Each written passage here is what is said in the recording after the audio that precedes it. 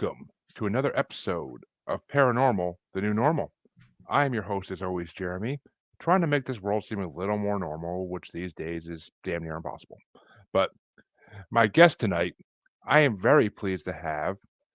My guest is Isabeau Maxwell. And yeah, I did the name right. You got it right. Yep. And she is a psychic medium, one of my favorite types of people to talk to because they have such insightful information for everybody. So, how you doing tonight, Bo? I'm great. Thank you for having me on the show.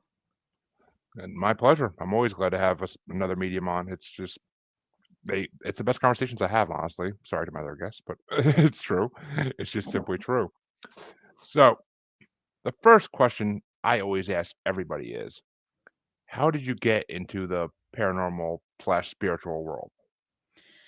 Well, I'll tell you, I didn't sign up for it. It wasn't something that I thought, here we go. This is what I want to do. It's safe to say that I was skeptic, not active skeptic, because we know active skeptics, but it wasn't in my realm. Spirituality, religion, it just wasn't part of my social circles or, my environment. And I did the Methodist church thing when I was a little kid, but as a teenager, I pretty much said I'm done, and my parents were like, "Cool." So we let that go. And I was 32 years old. Just to give you perspective, like my degree from college is in mathematics. Like I'm, run businesses and things like this. So for me, it was a real shock when this all happened. I was 32. My grandmother passed away and she was halfway across the country. So I wasn't with her at the time. I was with the family over the phone, but I was still long distance. And not long that same day after she passed, she ended up presenting herself to me in the living room. And I was frightened, would be the word that I would use to be very direct about it. And I was frightened because the way she showed herself, I was alone in the home. It was the middle of the day.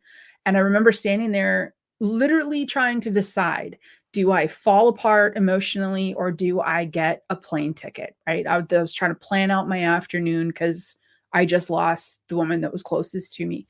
And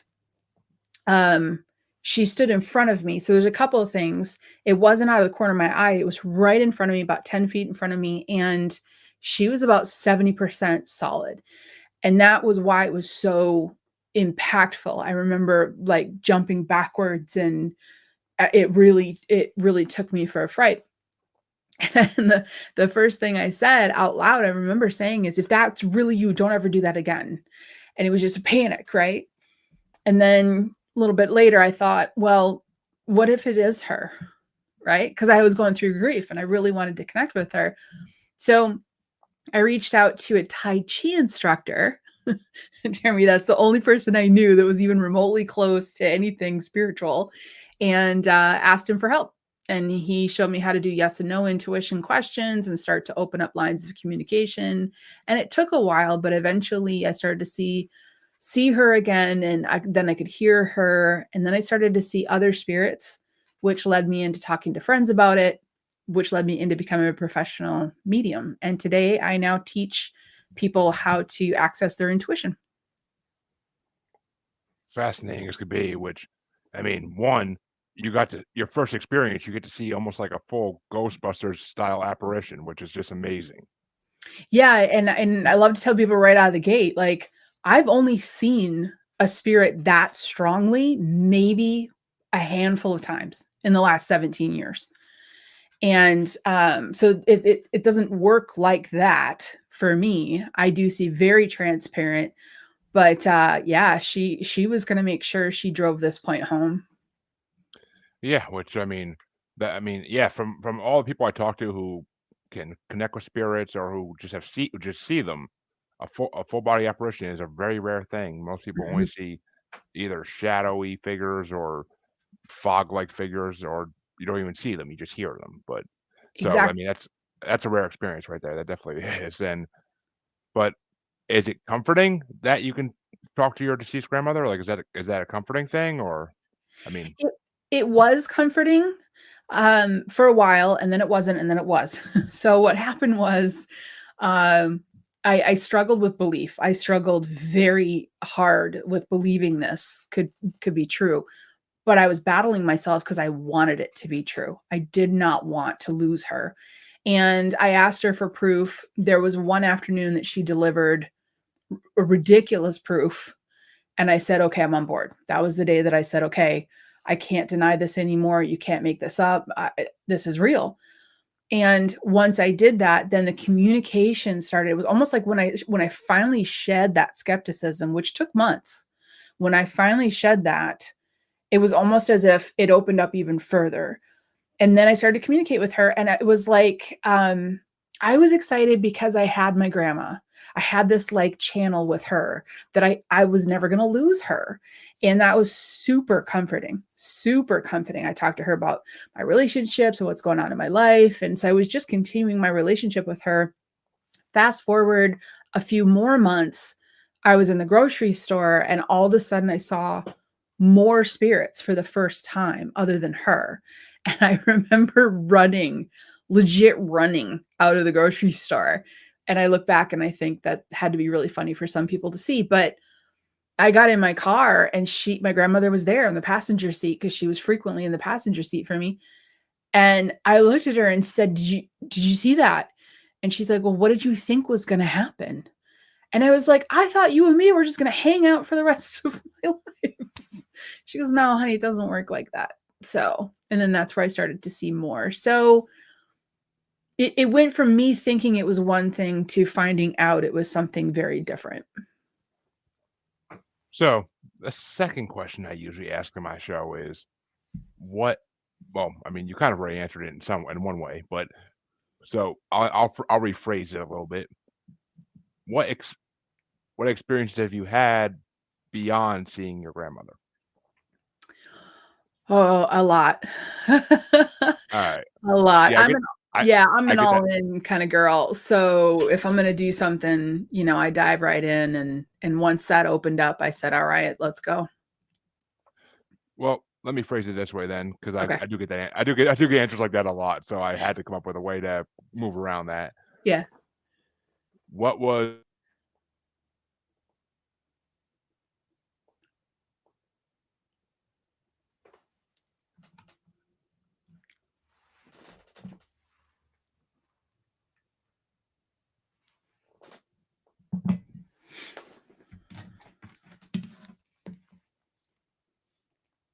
Sorry about that, my computer just, like, shut me down and said not enough memory to be on this page. I'm like, "What?" What? I Okay. read I Go for I it. read that. So, so what I'll ask then is, what is the most amazing experience you ever had, and what is the most terrifying experience you ever had? Okay, the most amazing experience I ever had, I was assisting a family whose mother was passing in hospice in their home. And amazing family. I got to know the woman who was dying. I went home every night because I was there every single day, committed to be sort of a spiritual support for them. And I went home. I woke up the next day and was driving back to their house, which they knew I was going to be there every day at the same time. So that was a regular thing at this point. And the woman who passed had passed the night before, but I didn't know. And she showed up in my car excited that she's like, I did it. And I was like, you did it. And I got there, um, and she also asked me to ask them to sing that one particular song, or thank them for singing the song that they sang. So I got there and shared that with them. It turns out she had passed early that morning. They sang her a song. Now, that's not the most amazing thing I've experienced. It was with her after that fact, or right around that time. Sorry to go back in my memory here. I haven't talked about this story in a very long time. It was right around her passing, that I walked out into their woods because they had about 4 acres and they had this little pond.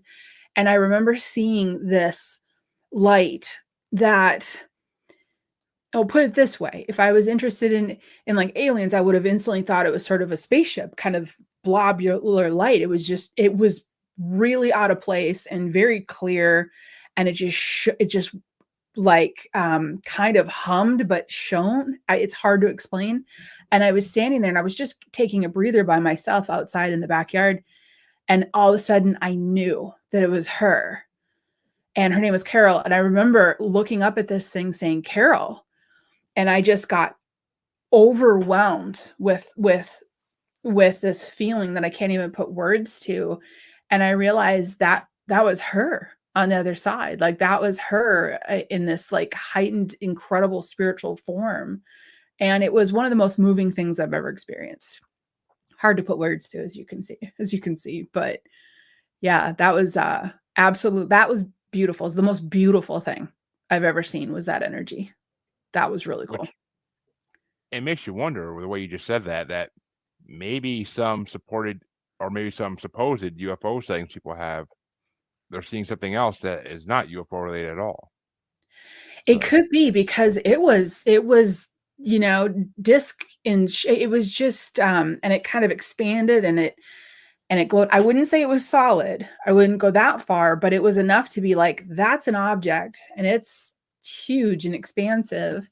And then all of a sudden it clicked with my brain. I'm like, Carol, is that you? And just like, so, and I've never, other than that time, I've never seen a spirit or a higher self or anything like that in that form. Other than that, it's always been in regular human form. So that was the most beautiful thing that I've ever seen. The scariest thing. So I'll start by saying this. I've done spiritual clearings for about 15 years now. And I've done everything from a quick sweep of a house to full-on ghost investigations with individuals to exorcisms. So I've got the whole, you know, gamut of the things that I have seen. But I will say the most scary thing that I personally experienced was going to a home to clear it. We struggled getting the schedule. Usually we had to reschedule. I finally got the date and we went out there. I went out there and I walked into the home and I instantly got a sensation of a knife going through me. And it kind of came up in the leg region, and it came, and so I can feel in my leg, I'm like, I'm being stabbed by a knife. And it felt so real that I had to look and see if someone was like, if a person was behind me, but nothing was happening. So it was definitely this distinct feeling that I will never forget. And I looked back once I knew this was not a human thing happening to me. Also, might I say, at this point in my work, I had never run into anything like this before. So this was a first. Once I knew it wasn't a living person affecting me, I looked up and that's when I saw the male spirit, and he had, the look on his face was just game on. He was just ready to hurt me in any way or shape or form that he could.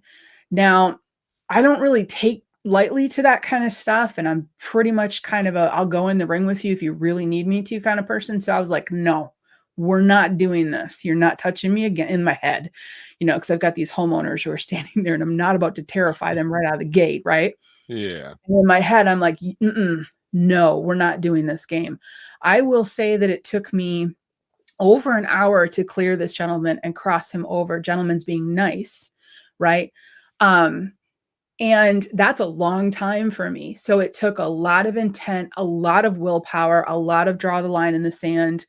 It took a lot for me to get him to cross over. I mean, I had to like push really to make this happen.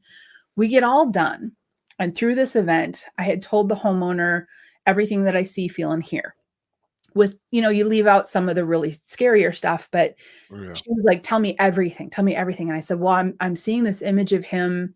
He's sitting on a chair and there's a young man. I think this guy portrayed himself as like a doctor, and I can see him having a fascination with like letting out of blood of other people. So clearly he's murdered. Clearly he's murdered more than one person.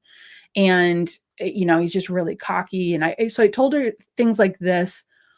Also, the other interesting thing, this spirit was so physically, not physically strong, but strong in the molecular physical world, that the spirit was bragging to me that he had hurt the male homeowner and sent him to the hospital, but they couldn't find anything wrong. And when I said that, the homeowner just panicked because a couple weeks earlier he woke up paralyzed from the legs down, and they went to the emergency room. So the living male homeowner went to the emergency room, and was there all day, I guess, or maybe a day or two. And it turned out they couldn't find any reason for it. And then it was just gone. Then he was fine.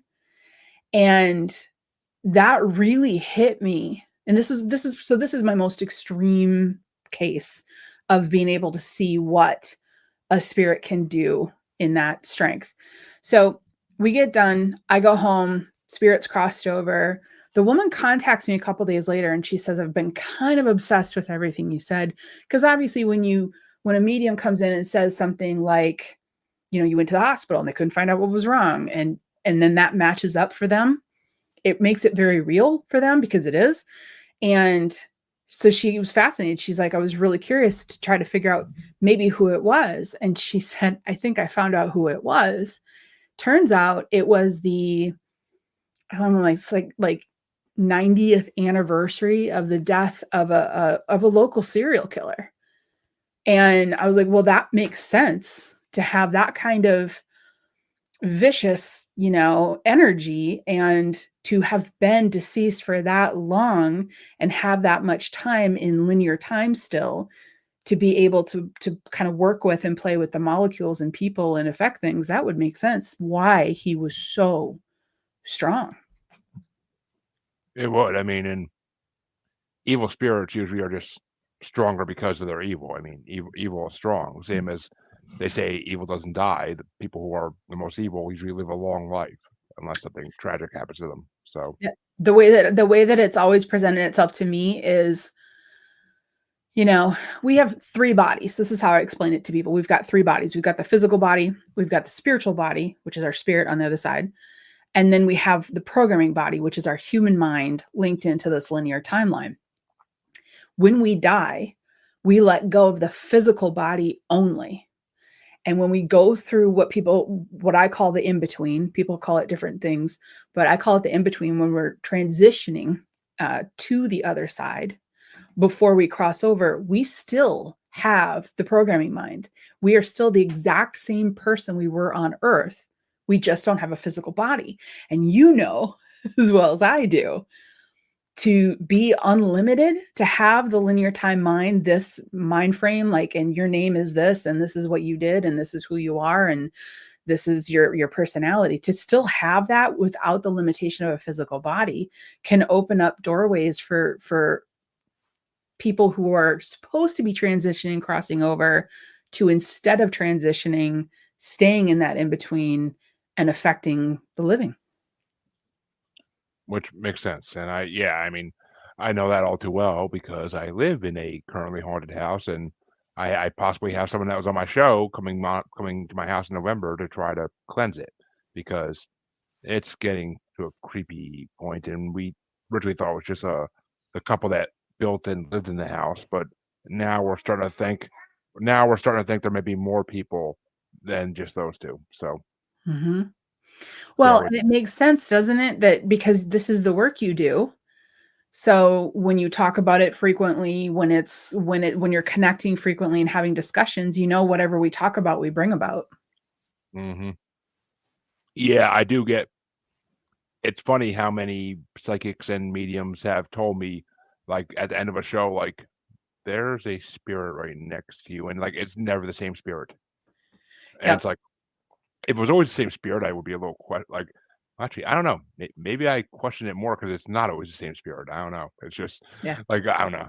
But I mean, I trust every single medium that's been on my show. So because after the conversations I have with them, I just can't think they would lie to me about something like that. Like, it just seems very unlikely. Well, I got to tell you, a lot of people in my shoes would actually very few. So I'll say it this way: very few people would step into this lying about it, because most of us that step into it, we didn't really sign up for it.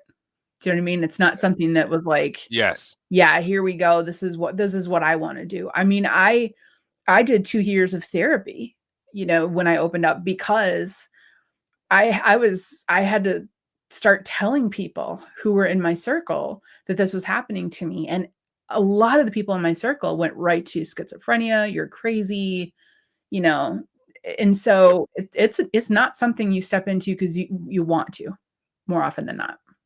Yeah, the first question I always ask, most psychics say, "This is not something I plan to do."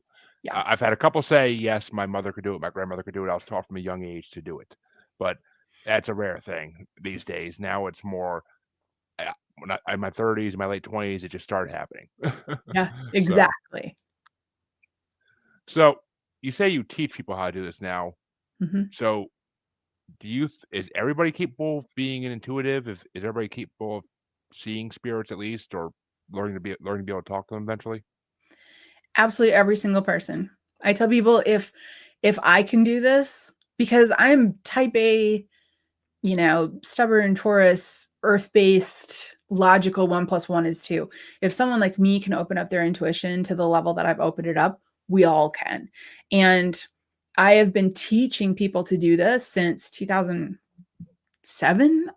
It's been a long time. So I've taught thousands and thousands of people, and it's all a matter of uncovering what's blocking it, really, because we have a lifetime of building up these blocks and these blinders and things to kind of disconnect us from the spiritual realm, which is completely fine. And somebody doesn't have to open up if they don't want to. They can live a lifetime not focused on that. But everyone can do this. Everyone can access their intuition, and everyone's intuition strong. People say, well, what about the famous people on TV that are, standing up, and that's their job. That's what they do every single day. Do you know what I mean?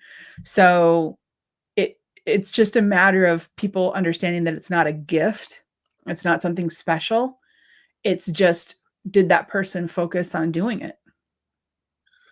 Yeah, I tend to think a lot of the people that are on TV, like especially what's his name, John Edwards, is that the right one I'm thinking of? Yeah, John Like, Edward. I mean, to me, I don't think they're real. I Some of them I do, some of them I don't. That's a guess what I would say. And without dropping any names on which way I believe, this is what I'll say. If a real intuitive is standing, if somebody who's really not a real intuitive, because everyone is, but if somebody has open abilities, they've opened their channel and they're standing in front of a group of people, if someone comes through from the other side, they're going to know who that person is and who the person's connected to. So I tend to shy away from anyone that's like, someone on the right side of this building had somebody die of a heart attack. Like that's a game I can't get on board with. But there are Yes. professionals who, and I will drop this name, Lisa Williams. She is legit. And if you watch her, especially in the earlier years when she did large group readings for thousands of people, she got off the stage, walked into the crowd, connected eyes with a woman, and said, "Your son's coming through." That's a real intuitive. But this whole numbers thing doesn't Yeah, for me. the whole John Edwards thing of somebody whose name starts with a A, no, a Right. K. Yeah, like it's. I mean, South Park did a good job tearing him apart, so I don't need to Mhm. do it for them. But Yeah, so yeah, and but I did group readings for a short period of time. I didn't like them. They felt very performative, and I'm not a performer type. Um, and it just, if someone came through, it came through with that person over there. It wasn't usually very general. Um, Sometimes a medium, there is sort of a general area, like where there's 5 or 6 people that the person's standing around. But if the medium's really good, another really good medium that I've experienced firsthand is Joanne Gerber. um, I've been to one of her live events. I actually wrote about that live event in my memoirs, in my book, because it was really powerful. But she had a young man come through and point blank talked about his favorite ice cream, how old he was. I mean, for this family, and that's legit. But someone named Tom or Mary or John, and they lived on a farm and they had a heart condition and they smoked. That's that's just too that's just vague. not, yeah, it's too vague. It's too vague. Yeah, it's too vague. I mean, yeah, I mean, because even the psychics who tell me like after a show, like there's someone right next to you. Like I said, I just had this happen on I didn't do a show on Monday. It was last week, like on Thursday. I think on Thursday last week, I did a show, and at the end, she basically told me my old roommate who died when the trailer we used to live in before I moved out burned down. Like he died in that fire, Yeah. and apparently he was trying to apologize to me. And I'm like, there's no way anybody could have known that about me.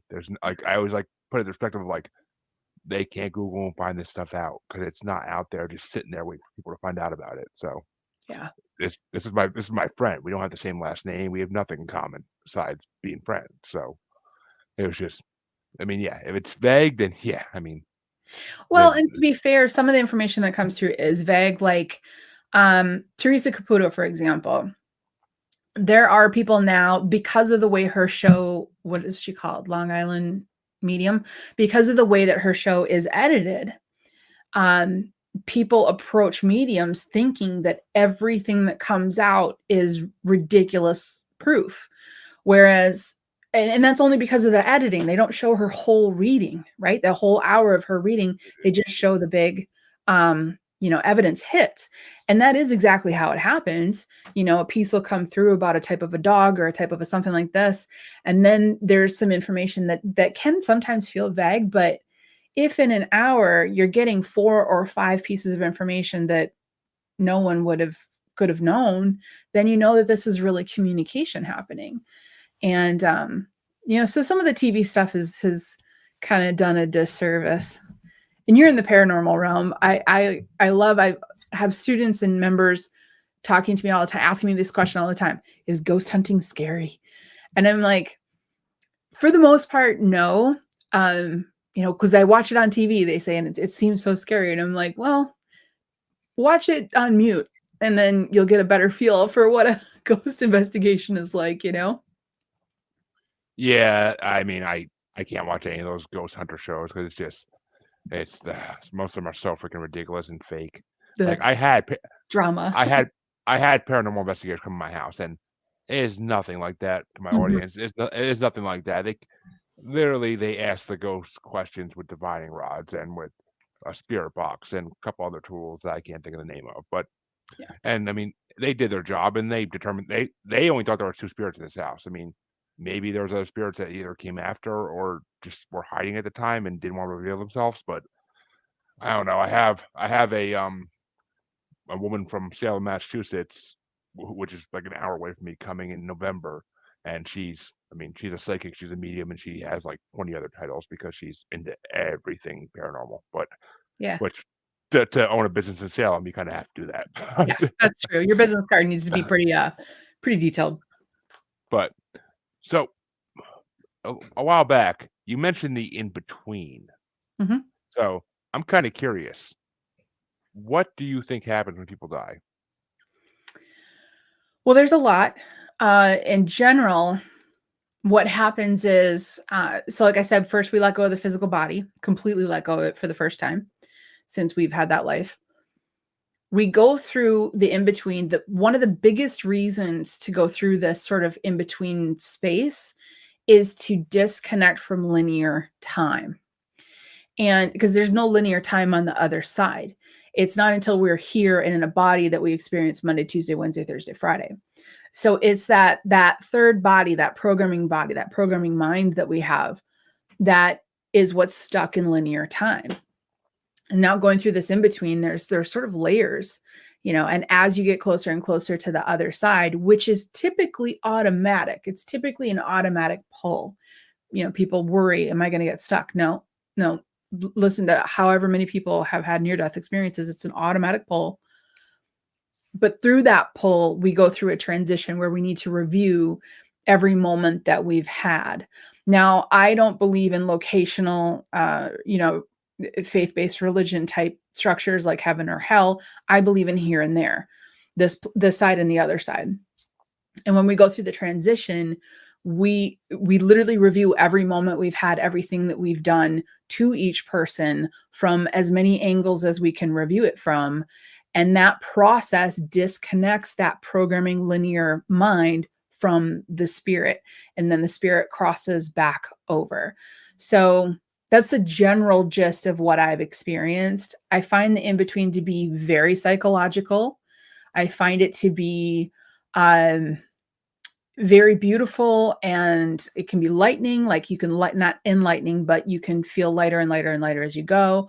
Or I've seen it be very much a struggle for people who have a lot of fear and terror around perhaps what's happening to them, or most of the things that go bump in the night end up, the negative things that go bump in the night. I'm not talking about Aunt Joyce, because sometimes she'll in spirit form make noises too, but those that are more the mean spirits, we'll call them, they can most often than not get stuck because they're fearful of this concept that they're going to hell.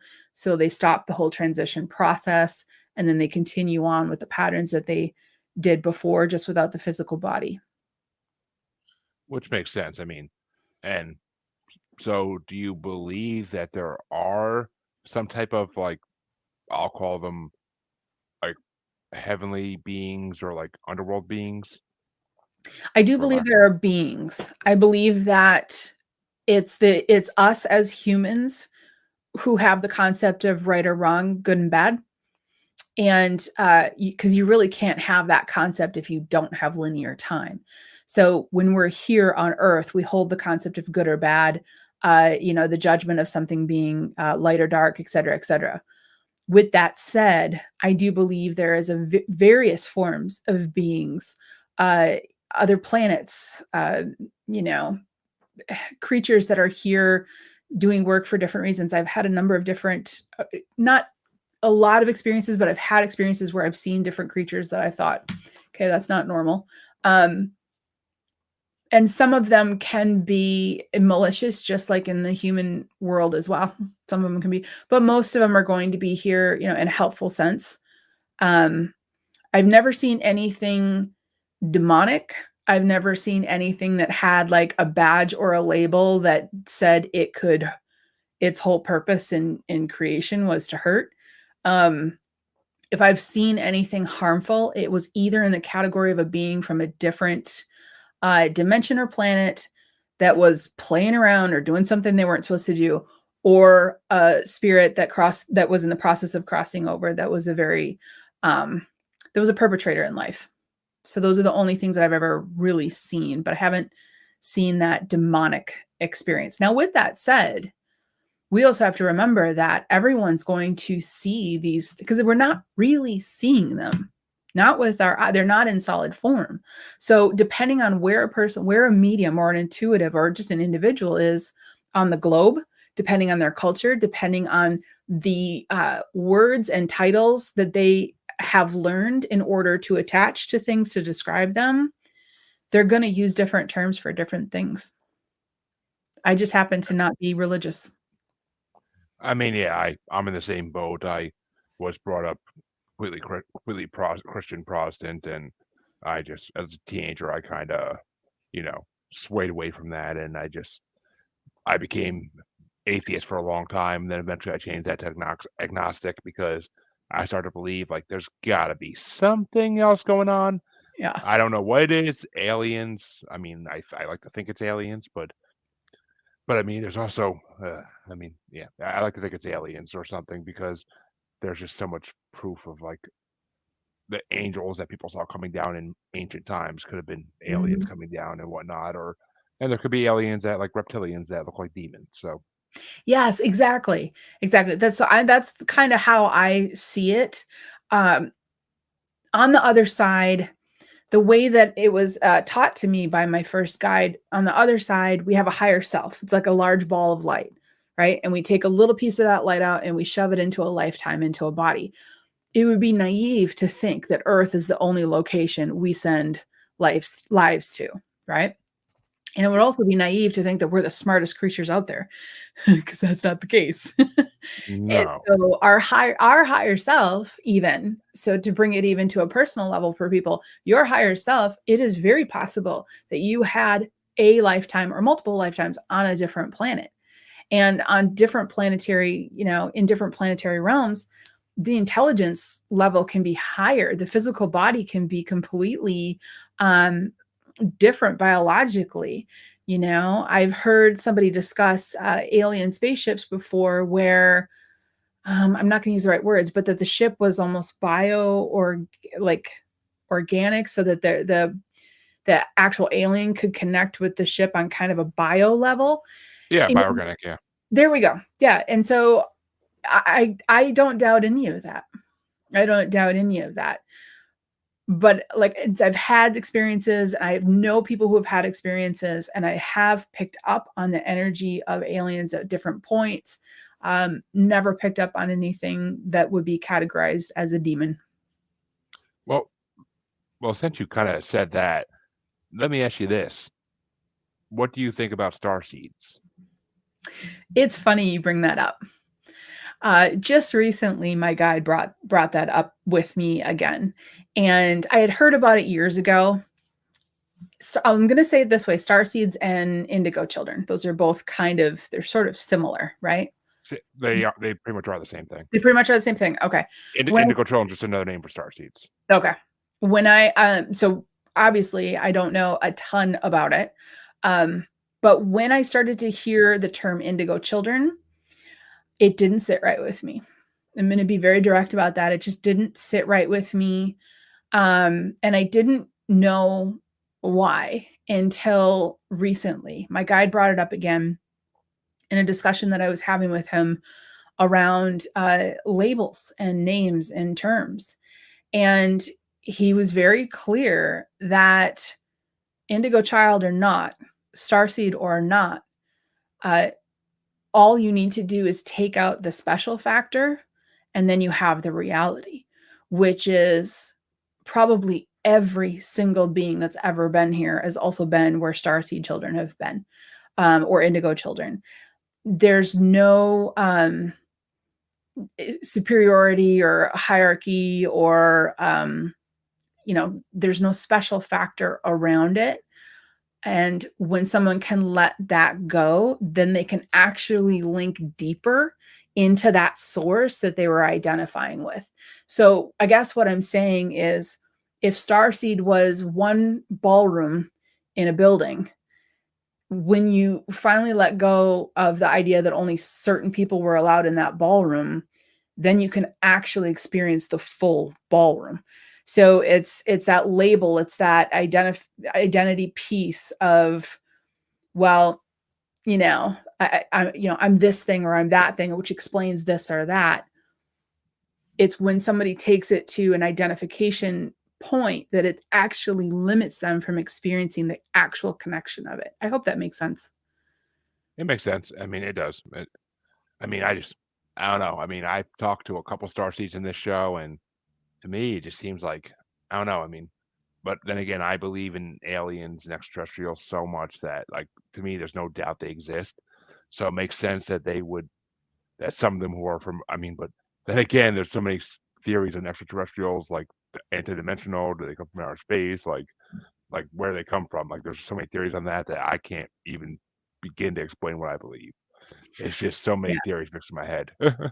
There's a ton of theories out there. And I guess what I'm saying in general is, the second you limit something, this the second you don't know something.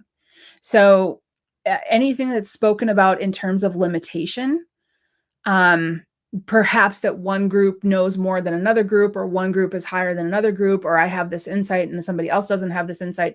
I have access that somebody else doesn't have access to. Once you limit yourself that way, then you limit where you can actually grow spiritually. So I think that if somebody was to consider themselves a starseed and approach it knowing that they're consciously aware of their alien experiences on other planets, that's a good thing, right? But it's when I'm a starseed, you're not, kind of thing, that it doesn't sit really well, because the actual term was coined years ago. And if you dive into not indigo children, but the starseed piece, if you dive into it, people have taken branches off of that and turned it into like a superiority thing. Some have even sadly connected it to race. And it can really go down that limiting spiral. It's the individuals that are just stepping into being a star seed, excited about what they're accessing as a result of the knowledge of it, those individuals can bring a lot to this world. Which I mean makes sense. It makes sense. But I gotta ask, since you were talking about demons, we tend to attract things in life that we don't want to be like around us, but we still attract them, like toxic exes, we'll say, or just bad people in general. Why do we attract them? Why do we attract like living people or spirit? Well, like bad spirits, bad people. I mean, tend to, in some senses, they are the same exact thing because Yeah. Yeah, exactly. Well, it depends on what you're doing. If your focus is on working with them, then you're going to attract them. But if we're talking about someone who's not focused on crossing over work or ghost, investigations or things like this, we're talking about just a person who's going about their day-to-day life. If a negative spirit is attracted to them, it's going to be for a couple of different reasons. Either that individual is calming to that spirit, to that negative spirit. Maybe the negative spirit is just wants to be around someone that they feel calm around. That can actually happen quite frequently. Or the person is very similar in pattern to the people that the spirit hurt when they were alive. So, if a spirit before they passed targeted, I don't know, 28-year-old men, right? Then in spirit form, they're going to be attracted to coming closer energetically to 28-year-old men. Like the pattern that they've continued will continue in the in-between as well. which is kind of creepy. Which is kind of creepy in a way, if you ask me, because I mean, why do children see the most spirits then? Yes, I recall doing one investigation and a clearing, actually, because when we did investigations, the team was great about allowing me to clear the building at the end. But we get into the home, and it turns out a male had committed suicide in that home. And the kid, the living child that was there, probably about 3 years old, refused to sleep in their room anymore. This is why the parents brought us in. Come to find out that the male who had passed felt comfort by being around that child energy, like it calmed him and soothed him, and so he hung around with the kid. And kids energy, as you know, is Oh yeah. very calming and very peaceful because it's so pure. Well, not my kids, but yeah. Depends my on a kids give full you moon, right? my kids give you that energy where you want to start drinking, but basically. Mhm. So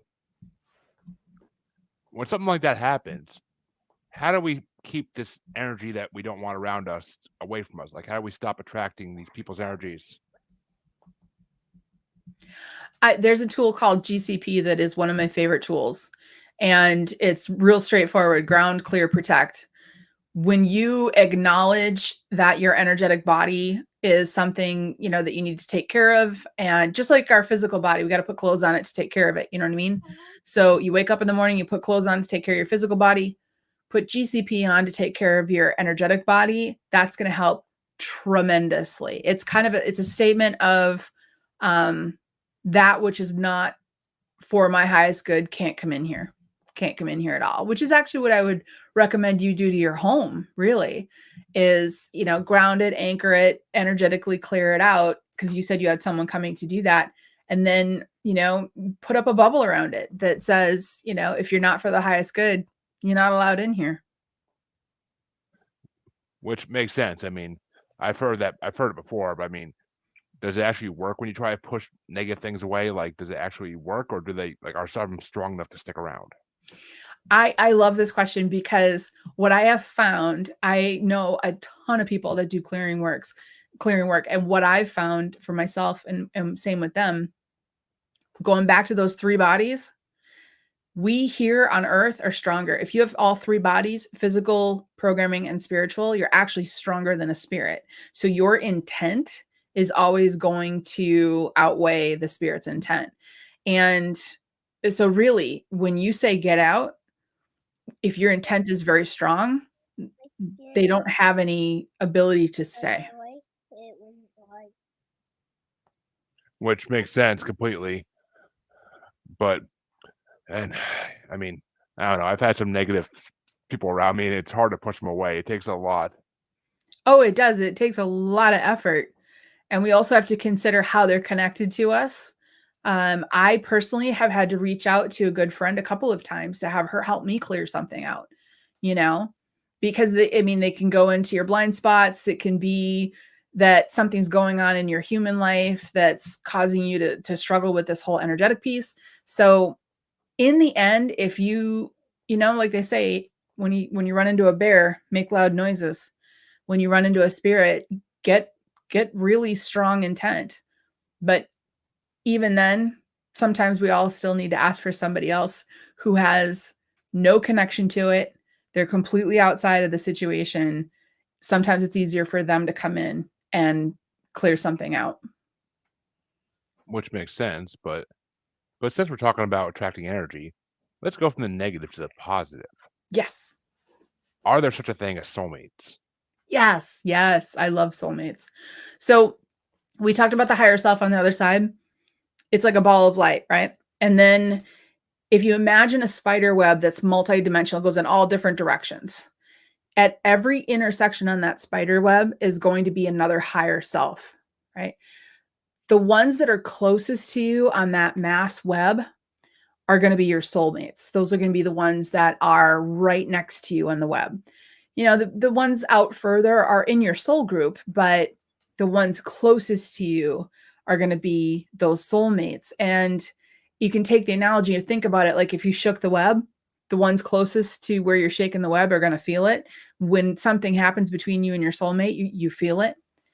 And I definitely, I love the concept of soulmates because it's like, a group of you who come in and out of different lives and have different experiences and are really close. I also don't think that they're always romantic. I think sometimes they can be, just friendships or family, but it's the ones that have a really tight bond and a ton of impact in your life that are your soulmates. So what because like when I believe my wife is my soulmate because I believe we were meant to find each other over time, no matter what. Even though we lived in different states originally, and well, not originally, but we came from different states originally, and we just happened to meet on a dating app that, like, I went through dozens of girls in this app, like, trying to talk to them and everything before I met my wife, and we synced right away, and it just seemed like we had a lot in common, and that we were just meant to be with each other. But I just don't know what to think about like soulmates because I know so many people who try to meet their soulmates over and over again, they never succeed. And I know people that are older, senior citizens, and their lives are about to end, and they never met the person they're meant to. They feel like. Well, I think sometimes we have soulmates that aren't necessarily a positive experience, to be honest. It's how much of an impact did they have in their life. I think if somebody only understands the concept of soulmate as being something like out of a romantic movie, then that can be very limiting. There are going to be people who go through their entire life without a romantic soulmate, but perhaps have a best friend or a family member that they are super tight with. But that is a possibility in this lifetime. Doesn't mean that it's going to happen for each person in every lifetime. And I love how you say that they're searching for their soulmate. And I don't know that we can search for our soulmate. I think it's pretty set in stone that, like you said, you two different states, an app, it was a fluke. Some of these stories that we hear about people with their soulmates, they meet in really unusual ways, and it's because it was really set in stone. You were absolutely going to meet, and you were going to meet at the perfect time. Exactly, which I think, like you said, though, a lot of people are looking for soulmates like in movies. Like they want like the movie soulmates, like like Sleepless in Seattle or You Got Mail. Like it just Yeah. they want that kind of rom-com like Soulmate Find, which Yeah. is not gonna happen. Yeah. And people say, well, then what do you do? Right. Well, this is what you do. If you're single and you're looking for that partner that is as perfect of a partner together with you as possible, focus on you being the best version of yourself, and then you will energetically attract the perfect fit for you. Which, see, I wasn't even doing that at that point. I was just trying to focus on life. But uh, Well, that's my point, is you're trying to focus on life and you weren't focused on searching. Do you know what I mean? well, I kind of was too. I mean, I've always been a hopeless romantic, so I mean, Oh. I was whenever I was single in my life, I was searching always. But Well, yeah. For me, I wasn't, I'm with my soulmate, and I had no intention of I wasn't looking at all, and I didn't meet my soulmate until I was 43. So, and at that point, I had stepped out of a 20-year marriage, happily stepped out of a 20-year marriage not with a soulmate. And, I was fine. I was ready to just sort of live my best life on my own. And next thing you know, boom, run into him downtown. It's like, all right, there it is. which that's just the way it happens sometimes, and you got to go with that.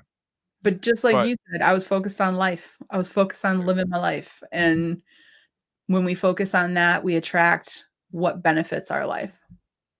exactly. Which, speaking of benefiting your life, how can someone start to access their intuition if they think they have the ability, or if they think they have some beginning of the ability, I If should they're say? Because ready to, right? Right. 'Cause exactly, because everyone can. So it's a matter of, are you ready to? If you're ready to. So what I did a long time ago, I took the 5 tools that I found were the most effective for people, and I put them together in a free course, because everyone, I personally think, should take this course. You can watch the videos, apply the tools in your own life, and they're very powerful tools. So that course is on my website, on thesagemethod.com. And I tell people, start there. They're free. They're super simple. They're kind of fun. And that is your step forward to say, okay, I'm ready to see what happens when I open up my intuitive channel. which makes sense. So, what tips, if someone wants to connect with a spirit guide to start their mentorship, to start learning to do this, what are the tips you recommend to try to find a good spirit guide? Because I mean, there are, just like everything, there's scam artists out there trying to just get money out of you, and they may just be teaching you nothing but stuff they made up in their head. Absolutely. Absolutely. Well, this is why I put those tools together, because it's like, you don't need to really spend the money to do this. This is a natural thing. All you need to do is invest some time with yourself to be able to say, okay, let me understand this, and let me understand this a little bit deeper, and then start moving forward in your day-to-day practices. But what I'll tell you here, and this is part of that 5 tools course, but the 3 things that are most impactful when it comes to connecting with your spirit guides is, number 1, commitment. 5 minutes a day, like not just once a week, right? Make it a regular part of your existence, so that it becomes a regular part of your energy field every single day. 5 minutes a day is all it takes. Second thing would be, think in terms of being on the team, not in terms of getting answers, right? When I first met my spirit guides and team, I wanted to know everything. What are my kids going to be when they grow up? How much longer am I going to live in this house? Like, I wanted all those psychic questions answered. And I learned very quickly that your spirit guides are working for you. They are working for you to get you from A to B. If you approach them saying, what is it that you want me to know? What do you want me to know to help this team process? That's when communication cracks open a whole lot faster. And then lastly, defocus. Defocus. We try so hard to see things intuitively, but if you're focused on the material world, you're not looking at the space where the intuition messages are. So find a way to defocus, scrying, staring at a candle, closing your eyes, meditating, whatever it is, defocus. Even those 3 tips, play around with them for a little bit and you'll see stuff start to happen. The I've had so many psychics tell me that they think I do have like a beginning of the intuition starting to happen since I started the show Mhm. because I'm talking about this stuff more and I'm bringing this stuff closer to me. But I have such a problem meditating. Like to me, it's just I'm wasting my time if I meditate because there's so much to do. Like Yeah. I run 2 podcasts. I am on other ones constantly, even though I don't run them. Like it's Me too. so I can maybe get 5 minutes of meditation out. So it's not it's not the length of time you spend doing it. It's the frequency of how often you do it. So 5 minutes a day is 100 times more powerful than 50 minutes once a week. It really is because it's your this is why you're starting to open, because your intention on a daily basis is focused on the metaphysical world. And that's a beautiful thing. So for me, I can only do 5 minutes of, kind of relaxing and defocusing. I tell people this way. We've all caught something out of the corner of our eye before. And when we turn to try to see it, we can't see it. And here's why. Corner of your eye, defocused. Your peripheral is defocused. When you turn to look, you are looking at solid objects trying to find it. So any way that you can defocus, 5 minutes, that's all you got to do. I start trying that then every morning or every night, something like that. Yeah. Sometime when the kids are not at home. Yeah, exactly. But as you can see, my youngest one likes to annoy the crap out of me. So, Hey, but I'm that's a their good job. I'm a good dad. I brush their hair and I paint their nails. I love it. And I let her paint mine once years ago, but I wouldn't do it anymore because I'm a manager now and I can't have that. But so tell listeners where they can find your book, where they can find out more about you if they want to, where they can look into your services. Just sell yourself. Well, if I love your channel, and if somebody's really fascinated with the paranormal, I'd tell them to go over to YouTube and look for something called The Other Side Chats. That's my YouTube channel that is focused strictly on mediumship, crossing over, spirits, ghost investigating, et cetera, et cetera. But in general, you can find everything at the main website, which is thesagemethod.com. So THESEGE method.com. Perfect. I will put those links in the description as well when I release the episode. That's awesome. And as all my listeners know, you know where you can find me. Thank you for listening, and I will catch you all next week.